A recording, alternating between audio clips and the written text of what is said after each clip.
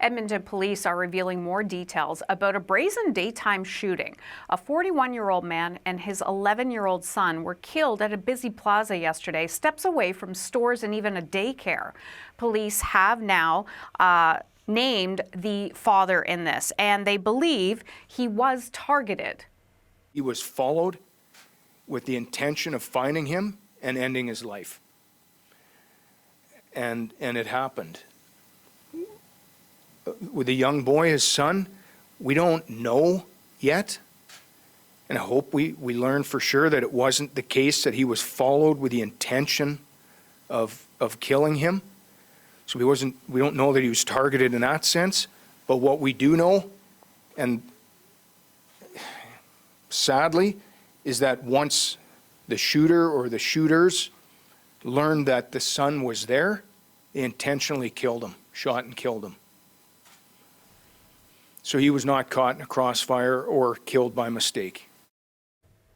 The CBC's Julia Wong is on this story for us live in Edmonton. Julia, great to see you. What else did you learn from today's police press conference? Well, Hannah, so first off, I just want to say that we are right in front of this gas station where that shooting happened yesterday around noon.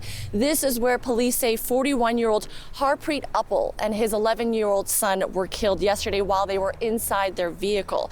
Now, Uppal, we learned, was the target of another targeted shooting in Edmonton at a restaurant in 2021. And police say that he was well known to them, that he was high up in the gang world, and they had tried to talk to him about getting out of that. Take a listen.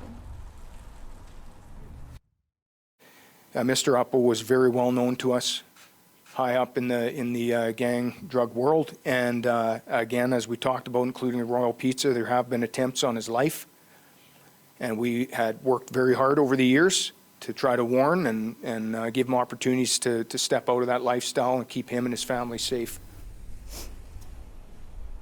Now, police say, as you heard earlier, that this was a targeted shooting, but they don't have the exact motivation for this shooting yet, and they don't know yet whether it was retaliation for something else. What we did learn during this press conference was that there was another child who was with Uppal and his son, but this child was not in the vehicle at the time, and police say that this child was not injured. Two things jumped out during this press conference. One, police are completely distressed that there was a child killed in this shooting yesterday. They say the loss of a child to an act of gun violence is unthinkable. And they also spoke about just how brazen these types of incidents are becoming in this city. They're saying that Edmonton is becoming more violent. They say there's been a series of very public shootings when people are being targeted, when they are with their families, they're being targeted when they are with very young children. And they say that is a worry for them, and that is a worry when it comes to the risk to the public. Now, police are also talking about a vehicle that was set on fire, found on the outskirts of the city, south of where we are. Now, this vehicle was completely destroyed, charred to a crisp. Police say that there was no one inside the vehicle, but they are now today saying that they suspect that this vehicle was used in the shooting that happened right here behind me. Julia, tell us what the community reaction is. Yeah, Hannah, I've been talking with people and they are shaken. They are fearful. You know, we often hear from folks that they don't really expect something like this to be happening in their community.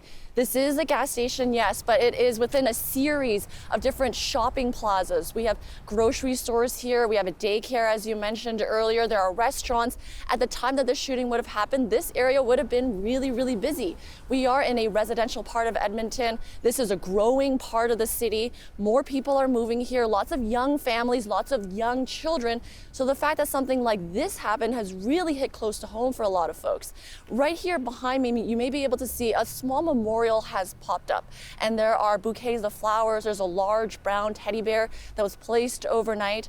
I spoke with an 11-year-old boy who was dropping off flowers this morning, and he said when he heard about this shooting, he lives in this area, he was sad, he was devastated to hear that. He also said that he felt goosebumps when he heard that a child his same age was killed in this shooting. And at the end of our conversation, he said that he really wants to see less violence in the city. Julia Wong in Edmonton, thank you.